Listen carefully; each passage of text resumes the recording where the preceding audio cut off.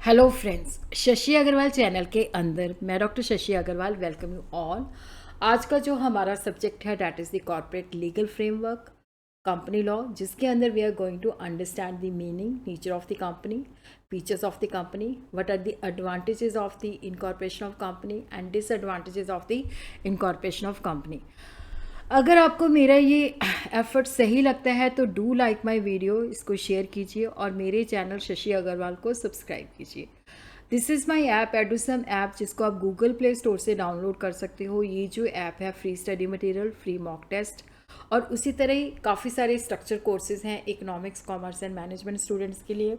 तो company law का भी स्ट्रक्चर कोर्स यहाँ पे और कॉर्पोरेट लीगल फ्रेमवर्क का भी स्ट्रक्चर कोर्स यहाँ पे अवेलेबल है।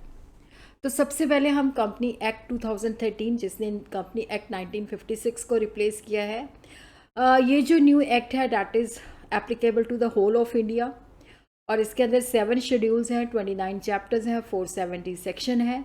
ये जो एक्ट के पीछे ऑब्जेक्टिव था to consolidate and amend the law relating to the companies. इस एक्ट को जो कंसेंट मिली है प्रेसिडेंट की दैट इज़ 29 अगस्त 2013। तो सबसे पहले हम देखते हैं what is the meaning of the company. देखो यहाँ पे कोई स्ट्रिक्ट टेक्निकल और लीगल मीनिंग नहीं है। कंपनी नॉर्मल सेंस के अंदर हम अंडरस्टैंड कर सकते हैं एसोसिएशन ऑफ पर्सन जो कि एक मकसद के लिए यूनाइटेड हुए हैं। इनकॉर्पोरेटेड कंपनी या कॉरपोरेशन जो है, ये जो है लॉ के द्वारा क्रिएट किया जाता है और इसकी जो मतलब कंपनी जो हम क्रिएट करते हैं इट्स ए आर्टिफिशियल पर्सन और ये अपने मेंबर से सेपरेट होता है। कंपनी जो है कॉर्पोरेट बॉडी है, लीगल पर्सन है, इसका अपना स्टेटस है और इसके मेंबर से इसकी पर्सनालिटी जो है डिफरेंट है। इसका मतलब है कि ये अपनी प्रॉपर्टी सेल कर सकती है, परचेज कर सकती है। तो जो मेंबर्स होते हैं उससे इसकी पर्सनालिटी डिफरेंट होती है। Section 2 subsection 20 of the company act 2013 provide that company means a company which is incorporated under this act और under any previous company law. अगर हम कंपनी एक्ट 2013 के अंदर section 2 subsection 20 of the company act की definition देखें तो company का मतलब है जो 2013 के एक्ट के अंदर रजिस्टर्ड है, इनकॉर्पोरेटेड है या जो कोई प्रीवियस कंपनी लॉ था उसके अंदर रजिस्टर्ड है। तो ये जो डेफिनेशन है ये कंपनी का मीनिंग जो है उसको क्लैरिफाई नहीं करती अगर हम बात करें फीचर्स की टर्म के अंदर। तो हम डिटेल्ड डेफिनेशन देखते हैं that is given by Justice Lindley. Company जो है that is a association of many person और ये जो मैनी पर्सन है वो कंट्रीब्यूट करते हैं मनी या मनीज वर्थ के जैसे काइंड के अंदर करते हैं। तो काइंड के अंदर जब वो करते हैं तो उसको हम मेयर कर सकते हैं मनी टर्म्स के अंदर। यहाँ पे वो जो कंट्रीब्यूशन करते हैं मनी या money's worth to a common stock जो कि एक कॉमन पर्पज़ के लिए यूज़ किया जाता है और ये जो कॉमन स्टॉक के अंदर कंट्रीब्यूशन होती है इसको हम मनी में डिनोट करते हैं और इसको कैपिटल कहते हैं। और जो पर्सन इसको कंट्रीब्यूट करते हैं वो इसके मेंबर्स होते हैं और कैपिटल के अंदर जितना उनका प्रोपोर्शन होता है हर एक मेंबर का उसके बदले में उसको शेयर मिलते हैं। शेयर जो होते हैं वो ट्रांसफरेबल होते हैं। अगर पब्लिक लिमिटेड कंपनी है तो वो ट्रांसफरेबल होते हैं, अगर प्राइवेट लिमिटेड कंपनी है तो वहाँ पे रिस्ट्रिक्शन होती है। उसी तरह प्रोफेसर हैने has defined A company is an incorporated association जो कि आर्टिफिशियल पर्सन है जिसको लॉ के द्वारा क्रिएट किया जाता है, जिसकी एक सेपरेट एंटिटी है और जो कि परपेचुअल सक्सेशन है एंड कॉमन सील है। तो कंपनी जो है जैसे कंपनी को अगर हमने एग्जिस्टेंस में लाना है तो इसको रजिस्टर करवाना पड़ता है, इसको इनकॉर्पोरेट करवाना पड़ता है और जब ये इनकॉर्पोरेट हो जाती है then it becomes the artificial person which is created by law और जिसकी सेपरेट एंटिटी है which is different from its member और इसके मेंबर्स के एग्जिस्टेंस के ऊपर जो एग्जिस्टेंस है वो टिकी नहीं होती। मेंबर्स में कम, मेंबर्स में go, but company will exist, company will flow like a river. तो कंपनी का परपेचुअल सक्सेशन होता है और कंपनी के जो सिग्नेचर है उसको हम कॉमन सील कहते हैं। So what is the nature of the company. एक तो कंपनी सिटीज़न नहीं है, कंपनी की नेशनैलिटी होती है, डोमिसाइल होता है, रेजिडेंस होता है और कंपनी जो है बॉडी कॉर्पोरेट कहलाती है। तो सबसे पहले हम देखते हैं कि कंपनी जो है एक सिटीज़न नहीं है और इसी तरह जो कॉन्स्टिट्यूशन ऑफ इंडिया है और जो सिटीज़नशिप एक्ट 1950 है वो कंपनी को सिटीज़न नहीं मानता। कंपनी एक लीगल पर्सन है, आर्टिफिशियल पर्सन है but it is not a citizen. State trade corporation of India limited versus CTO के अंदर जो स्टेट ट्रेडिंग कॉरपोरेशन थी ये एक प्राइवेट कंपनी के रूप में रजिस्टर हुई थी और इसके पास जो सारे शेयर्स थे they were held by the President of India and 2 secretary in their official capacity. तब भी हम इसको ये नहीं कह सकते कि ये जो है, क्योंकि इंडिविजुअल के द्वारा जो है शेयर हेल्ड है जो कि इंडिया के सिटीज़न है, तो कंपनी सिटीज़न नहीं है। जो नेचुरल पर्सन है वो कंट्री के सिटीज़न हो सकते हैं। उसी तरह state of Gujarat versus Shri Ambika mills के अंदर भी ये था कि कॉरपोरेशन के अंदर जो इंडिविजुअल को फंडामेंटल राइट्स अवेलेबल होते हैं, उसी तरह उनको फंडामेंटल राइट्स नहीं अवेलेबल होते। कंपनी को लॉ रिकॉग्नाइज करता है कि it is a person, it is artificial person, और ये जो सारे पर्सन को ग्रांटेड फंडामेंटल राइट्स हैं उनकी प्रोटेक्शन क्लेम कर सकता है, बट जो सिटीज़न को अवेलेबल होते हैं उनकी फंडामेंटल राइट्स जो है क्लेम नहीं कर सकता। कॉन्स्टिट्यूशन ऑफ इंडिया जो है कंपनीज़ को काफ़ी प्रोटेक्शन प्रोवाइड करता है, कोई डिस्क्रिमिनेशन नहीं है और लॉ के मुताबिक ही टैक्स लगाया जाएगा। और उसी तरह जो कंपनी ने कोई ट्रेड करना है, कॉमर्स करना है, जो भी है, और इस तरह इसकी प्रॉपर्टी को कंपल्सरी एक्वायर नहीं किया जाता। मतलब इस तरह कोई रिस्ट्रिक्शन नहीं है, कंपनी फ्रीली जो है अपना बिजनेस कर सकती है अगर वो लॉ के दायरे में करती है। उसी तरह कंपनी जो है उसकी नेशनैलिटी है, डोमिसाइल है, रेजिडेंस है। जैसे कंपनी इंडिया के अंदर रजिस्टर्ड है तो it will be called a Indian company, तो इसकी नेशनैलिटी इंडियन है। डोमिसाइल है कि जिस स्टेट के अंदर ये इनकॉर्पोरेट होती है। रेजिडेंस होता है कि जिस प्लेस के अंदर इसका रजिस्टर्ड ऑफिस सिचुएटेड होता है। और इसी तरह ही कंपनी जो है बॉडी कॉर्पोरेट है। Section 2 subsection 11 of the company act जो है 2013 के बॉडी कॉर्पोरेट या corporation include A company which is incorporated outside India, कि जो फॉरेन कंपनी है जो बाहर रजिस्टर्ड है उसको भी बॉडी कॉर्पोरेट के अंदर इंक्लूड किया जाता है। बट इसके अंदर जो नहीं कवर होती that is a cooperative society which is registered under any law relating to cooperative society. और उसी तरह any other body corporate not being a company which is defined in this act, जिसको central government जो है notification के द्वारा जो है स्पेसिफाई करता है कि इसको हमने जो है बॉडी कॉर्पोरेट नहीं है। तो these are the features of the company जिसको हम वन बाय वन करके जो है अंडरस्टैंड करते हैं। तो सबसे पहले है इनकॉर्पोरेटेड एसोसिएशन। देखो जो कंपनी है इसकी एग्जिस्टेंस आती है जब इसकी रजिस्ट्रेशन हो जाती है, जब इसकी इनकॉर्पोरेशन हो जाती है। और कंपनी तभी एग्जिस्टेंस में आती है जब इसको रजिस्ट्रार ऑफ कंपनी जो है सर्टिफिकेट ऑफ इनकॉर्पोरेशन मतलब जो है इशू कर देता है। और जो सर्टिफिकेट के अंदर डेट मेंशन होती है उसी डेट से कंपनी जो है एग्जिस्टेंस में आती है और अपने ऑपरेशन को कैरी फॉरवर्ड करती है। कंपनी जो है इसकी सेपरेट लीगल एंटिटी है, इसकी जो है मेंबर से ये डिफरेंट है, इसकी अपनी इंडिपेंडेंट कॉर्पोरेट एग्जिस्टेंस है, ये अपनी प्रॉपर्टी परचेज कर सकती है, किसी को स्यू कर सकती है। इसके अंदर एक बहुत ही फेमस केस है Salomon versus Salomon and company limited. Salomon एक इंडिविजुअल था, उसका अपना शू का बिजनेस था, बूट का बिजनेस था। उसने अपना बिजनेस जो है एक public limited company Salomon and company limited को सेल कर दिया, जिसको उसने फॉर्म किया था। और उस कंपनी को जब इनकॉर्पोरेट किया गया तो पब्लिक लिमिटेड कंपनी को जब हम इनकॉर्पोरेट करते हैं तो मिनिमम 7 मेंबर चाहिए। एक वो खुद था, उसकी 5 थी, डॉटर थी और 4 पर्सन थे जिन्होंने एक एक शेयर लिया। और सलमान के पास 20,000 शेयर ऑफ 1 UK पाउंड के थे। सलमान ने अपना जो बिज़नेस था सालोमन एंड कंपनी लिमिटेड को सेल किया था और जो सेल प्राइस थी डैट वाज UK पाउंड 39,000। और इसको इस तरह से 9,000 UK पाउंड उसको कैश में दिया गया, 20,000 शेयर के उसको शेयर दिए गए, सिक्योर डिबेंचर उसको 10,000 के दिए गए। स्ट्राइक हो गई जिसकी वजह से कंपनी जो थी मतलब लॉसेस हो गए तो कंपनी वाइंड अप हो गई। और वहाँ पे सारी मतलब जो भी लाइबिलिटीज़ थी वो चुका के 1055 UK पाउंड बचा। तो अब जो कंपनी की लाइबिलिटीज़ थी वो थी 17,773 UK पाउंड, जिसके अंदर 10,000 सालोमन के सिक्योर डिबेंचर थे और उसी तरह अनसिक्योर लोन जो था डैट इज़ 7,773 UK पाउंड था। तो वहाँ पे था कि जो अनसिक्योर क्रेडिटर थे वो कहते थे कि जैसे सालोमन एंड कंपनी लिमिटेड एक ही बंदा है, तो इसलिए क्या है कि इसका जो लोन है वो चुकाने की आवश्यकता नहीं है। बट वहाँ पे कोर्ट ने हेल्ड किया कि सालोमन कंपनी लिमिटेड जो है सेपरेट पर्सनालिटी है, तो नेचुरली सबसे पहले जो है सिक्योर जो क्रेडिटर है उसको ही दिया जाएगा। सेपरेट पर्सनालिटी की जो इम्प्लीकेशन है कि मेंबर जो है उसका कोई भी प्रॉपर्टी के अंदर इंश्योरेबल इंटरेस्ट नहीं होता। इवन अगर मेंबर्स की डेथ हो जाती है तब भी कंपनी एग्जिस्ट करती है। और कंपनी की जो नेशनैलिटी है वो मेंबर की नेशनैलिटी के ऊपर डिपेंड नहीं करती, वो डिपेंड करती है कि किस देश के अंदर कंपनी की इनकॉर्पोरेशन है। और कंपनी किसी और को स्यू कर सकती है और कोई थर्ड पार्टी कंपनी को भी स्यू कर सकती है। उसी तरह कंपनी क्योंकि एक आर्टिफिशियल पर्सन है, अपनी सेपरेट प्रॉपर्टी रख सकती है, खरीद सकती है, सेल कर सकती है। तो इसके अंदर हम एक केस करते हैं Macaura versus Northern Assurance Company Limited. ये जो कंपनी थी ये टिम्बर कंपनी थी और एम जो था उसके पास सारे शेयर थे except one of the timber company.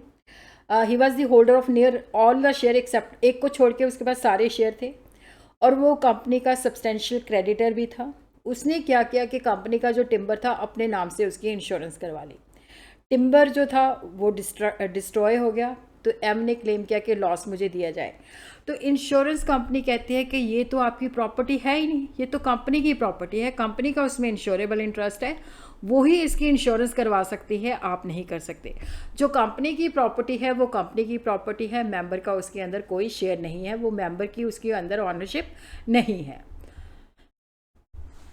Company जो है एक आर्टिफिशियल लीगल पर्सन है जिसको लॉ के द्वारा क्रिएट किया जाता है और इसके पास सारे इंडिविजुअल के राइट्स होते हैं। कंपनी जो है इंडिविजिबल है, इंटेंजिबल है और अनाशवान है। जैसे इंडिविजुअल तो नाशवान होता है, लेकिन कंपनी जो है इसके सारे मेंबर्स की डेथ हो जाए तो भी ये एग्जिस्ट करती है। ये फिक्टिशियस पर्सन नहीं होती, ये एक लीगल पर्सन होता है। और उसी तरह इसकी जो एग्जिस्टेंस होती है वो नेचुरल पर्सन, मतलब जो इसको अपने काम चलाने के लिए नेचुरल पर्सन के ऊपर डिपेंड रहना पड़ता है। कंपनी के जो काम होते हैं, क्योंकि ऑनरशिप और मैनेजमेंट जो होती है सेपरेट हैंड्स में होती है, तो कंपनी को जो मैनेज करते हैं वो बोर्ड ऑफ डायरेक्टर्स होते हैं जो कि elected representative of share holders होते हैं। कंपनी जो है उसका परपेचुअल सक्सेशन होता है, कंपनी की कभी भी डेथ नहीं होती। Section 9 of the company says कि ये जो एक ऑर्गेनाइजेशन है, जो कंपनी है, जॉइंट स्टॉक कंपनी है, ये परपेचुअल सक्सेशन है कि कंपनी की एंटिटी जो है इसके मेंबर से डिफरेंट है और लाइफ ऑफ द कंपनी जो है इसकी लाइफ ऑफ मेंबर के ऊपर नहीं डिपेंड करती। मेंबर्स में कम, मेंबर्स में गो, बट कंपनी जो है अपना ऑपरेशन कंटिन्यू करती है। इवन इसके सारे मेंबर्स की डेथ हो जाए तो भी कंपनी जो है एग्जिस्टेंस में रहती है।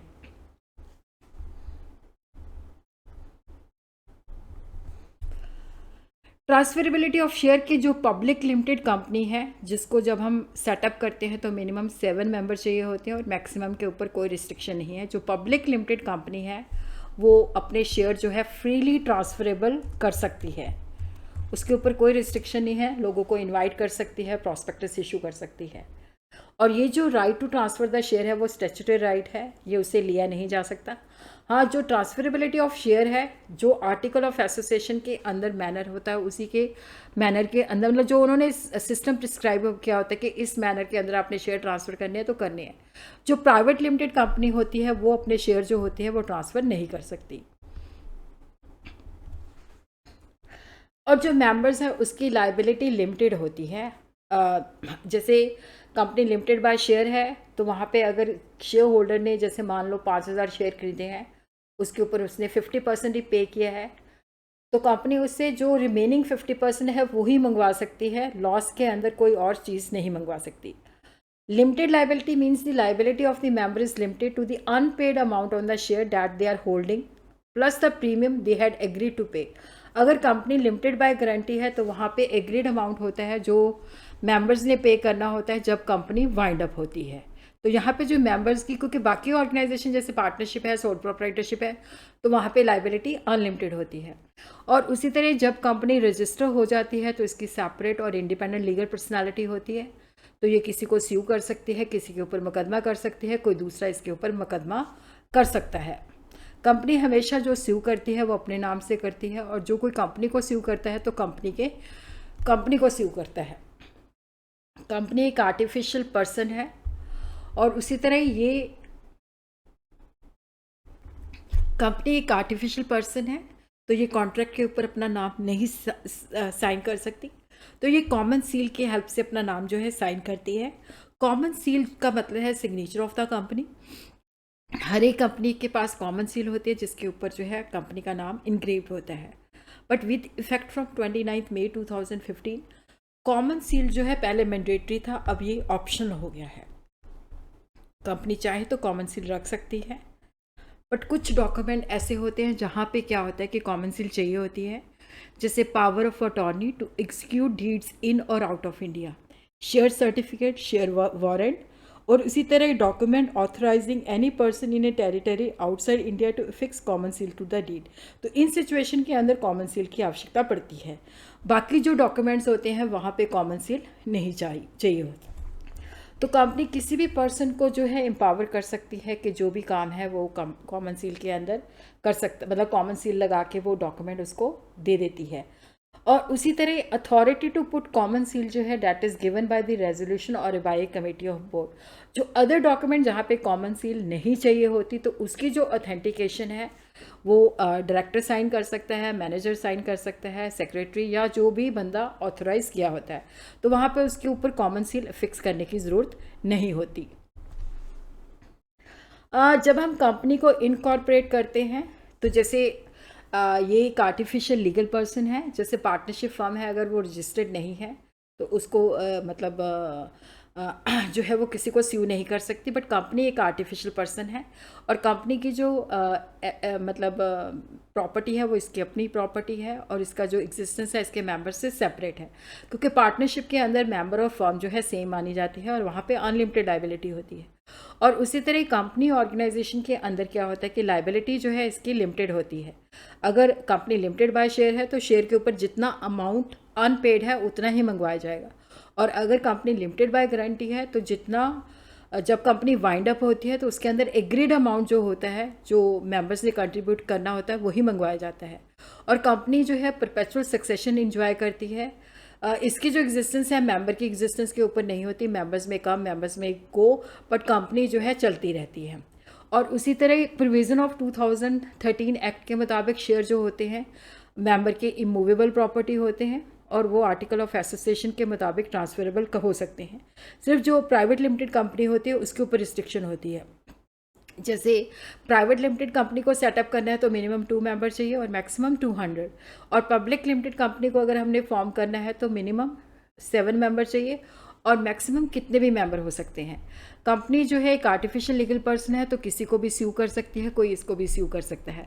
देखो कंपनी जो है क्योंकि इसके मेंबर अनलिमिटेड हो सकते हैं पब्लिक लिमिटेड कंपनी, तो इसके पास क्या है कि बहुत ज़्यादा फंड जो है मोबिलाइज कर सकती है। अगर हम सोल प्रोप्राइटरशिप की बात करें, एचयूएफ की बात करें, पार्टनरशिप फर्म की बात करें, और कंपनी जो है इसको मैनेज किया जाता है बोर्ड ऑफ डायरेक्टर्स के द्वारा, जो कि इनके इलेक्टेड रिप्रेजेंटेटिव होते हैं कि जो कि प्रोफेशनली कॉम्पिटेंट होते हैं और कंपनी को बेटर वे से मैनेज करते हैं। क्योंकि कंपनी जो है कोई भी इंफॉर्मेशन जो है पब्लिक के, जैसे इनके जो मेमोरेंडम ऑफ एसोसिएशन है, आर्टिकल ऑफ एसोसिएशन, वो भी पब्लिक डॉक्यूमेंट है। इसको हर साल अपना एनुअल अकाउंट भी पब्लिश करना पड़ता है। तो यहाँ पे क्या होता है कि लोग जो हैं कंपनी के बारे में कुछ भी इंफॉर्मेशन ले सकते हैं, तो उससे क्या होता है कि कंपनी की बेटर क्रेडिबिलिटी बनती है। और यहाँ पे जो इलेक्टेड रिप्रेजेंटेटिव होते हैं, जो बोर्ड ऑफ डायरेक्टर्स होते हैं, वो शेयर होल्डर के प्रति अकाउंटेबल होते हैं, तो डेमोक्रेटिक सेटअप होता है। उसी तरह हम देखते हैं कि इसके डिसएडवांटेजेस क्या हैं। अब देखो जैसे कंपनी को सेटअप करना है तो इसके अंदर बहुत सारे डॉक्यूमेंट चाहिए होते हैं, बहुत सारी फॉर्मेलिटीज़ होती हैं। अगर वो सारी फॉर्मेलिटीज़ को हम कंप्लीट करते हैं तो ही कंपनी एग्जिस्टेंस में आती है, अदरवाइज़ नहीं आती। क्योंकि ये जॉइंट स्टॉक कंपनी, क्योंकि ये कंपनी फॉर्म में है तो इसके अंदर बहुत सारे डिस्क्लोजर्स होते हैं, article of association, memorandum of association, public documents होते हैं, और काफ़ी सारे जैसे रजिस्ट्रार ऑफ कंपनीज़ को ये एनुअल रिटर्न जो है फिनेंशियल स्टेटमेंट्स भी फाइल करती है, तो काफ़ी सारे डिस्क्लोज़र भी इनको करने पड़ते हैं। तो वहाँ पे कोई प्राइवेसी और सीक्रेसी नहीं होती। और ऑनरशिप और मैनेजमेंट के अंदर डाइवर्स मतलब सेपरेशन होती है, क्योंकि इसको बोर्ड ऑफ डायरेक्टर्स मैनेज करते हैं जो कि इसके ऑनर नहीं होते, तो लैक ऑफ पर्सनल इंटरेस्ट भी होता है। और उसी तरह जब हमने कंपनी को वाइंड अप करना है तो उसके अंदर भी क्या होता है कि हम उसको वाइंड अप ऐसे ही नहीं कर सकते, उसके अंदर भी हमें डिटेल प्रोसीजर जो है फॉलो करना पड़ता है। क्योंकि कंपनी जो है ऑनरशिप और मैनेजमेंट सेपरेट हैंड्स में होती है, तो जहाँ पे फ्रॉड होने की भी चांसेस ज़्यादा होते हैं, और अदर ऑर्गेनाइजेशन के मुकाबले इसके ऊपर टैक्स भी ज़्यादा होता है।